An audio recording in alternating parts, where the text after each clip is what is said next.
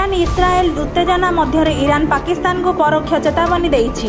दिल्ली रे इरान दूतावासर जावेद हुसैनी कहिसेंती तृतीय पक्ष जदि युद्ध जड़ित हुए तेबे भयंकर परिणाम हेबो। महानदी साउथ डिविजन बाम पार्श्व बंध उन्नतीकरण 8 कोटी टंका व्यय ओसीसी काम करुछि, किंतु निम्नमानर काम माटी तड़ाजिबा और गछ भांगिबा नहीं 5टी ग्राम पंचायत अभियोग करिछि। जिलापाल निकटरे अभियोग पर तदंत आरंभ होइछि। पाकिस्तान सरकार एक्स हैंडल माध्यम डोनाल्ड ट्रंप 2026 नोबेल शांति पुरस्कार पर मनोनीत करिछि। सांप्रतिक भारत पाकिस्तान संकट रे तांको नेतृत्व और कूटनैतिक भूमिका को गुरुत्व दिया जाइछि। जून 21 अंतर्जातीय योग दिवस रे मुख्यमंत्री मोहन चरण माझी उपमुख्यमंत्री सह अनेक मंत्री माने कलिंग स्टेडियम रे योग करिसेंती।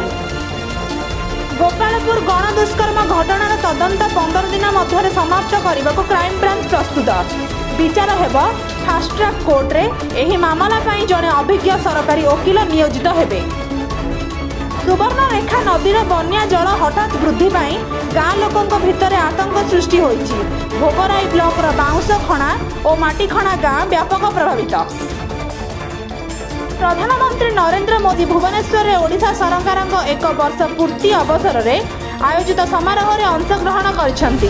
से 18,600 कोटी टंकार अधिक मूल्यर विभिन्न उन्नयन प्रकल्पर उद्घाटन एवं शिलान्यास करछंती।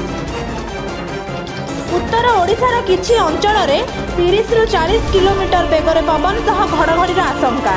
24 तारिखर वर्षा द्रुत गति में बढ़िबा संभावना थिबा बेले किछि जिले में प्रबल वर्षा हेबो।